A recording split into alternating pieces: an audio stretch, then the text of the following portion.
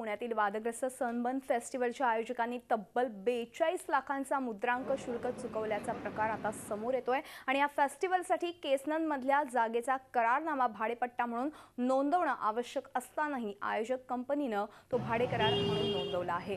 दस्त नोंदवताना कंपनीनं फक्त 12,500 रुपये इतकंच मुद्रांक शुल्क भरलंय। चुकीच्या पद्धतीनं करारनामा करून दस्त नोंदणी केल्याबद्दल मुद्रांक विभागातर्फे कंपनीला 42,79,585 रुपये भरण्याची नोटीस बजावण्यात आली आहे। परसेप्ट लाईव्ह ह्या कंपनीतर्फे सनबर्न फेस्टिवलचं आयोजन करण्यात आलंय। नोटीसीद्वारे मागणी करण्यात आलेलं मुद्रांक शुल्क 1 महिन्याच्या आत न भरल्यास प्रतिमाह 2% दंड आकारण्याचंही नोटीसमध्ये स्पष्ट करण्यात आलंय।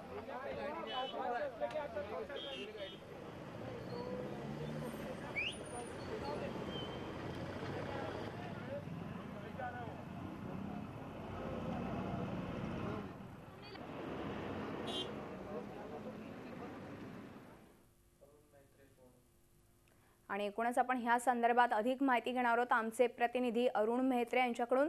अरुण, आपण बघतोय सनबर्न फेस्टिवल सुरुवातीपासूनच वादाच्या भोवऱ्यात अडकलेला होता आणि आता पुन्हा एकदा नवा वाद आता समोर येतोय। 42 लाखांचा मुद्रांक शुल्क चुकवल्याचा प्रकार आता समोर येतोय, काय सविस्तर माहिती आहे?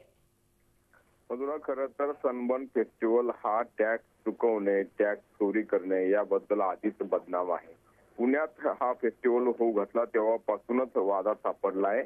कुठलीही मालमत्ता ही भाडे तत्वावर घ्यायची असेल तर त्याचे दोन प्रकारे, प्रामुख्याने दोन प्रकारे त्याचे करार करावे लागतात। एक तर तो भाडे कराराने ती मालमत्ता वापरता येते किंवा भाडेपट्ट्याने ती मालमत्ता वापरता येते।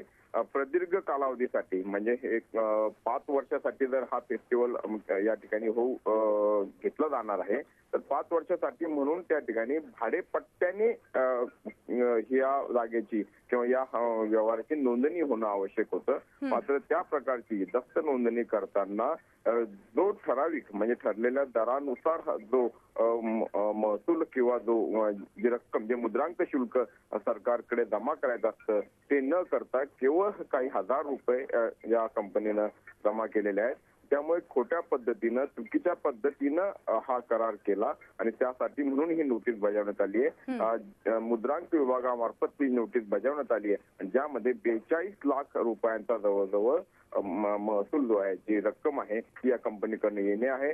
1 महिन्याच्या आत जर त्यांनी ती रक्कम दिली नाही तर त्यांना दंड देखील आकारण्यात येणार आहे। धन्यवाद अरुण या संपूर्ण माहितीबद्दल। एकूणच आपण बघतोय सनबर्न पार्टी ही सुरुवातीपासूनच वादाच्या भोवऱ्यात अडकली होती आणि आता मुद्रांक चुकवल्या प्रकरणी पुन्हा एकदा नवा वाद आता समोर येतोय। महिन्याभराच्या आत जर हा मुद्रांक शुल्क भरलं नाही तर त्यांना 2% दंड आकारण्याचं नोटीशीत स्पष्ट करण्यात आलंय।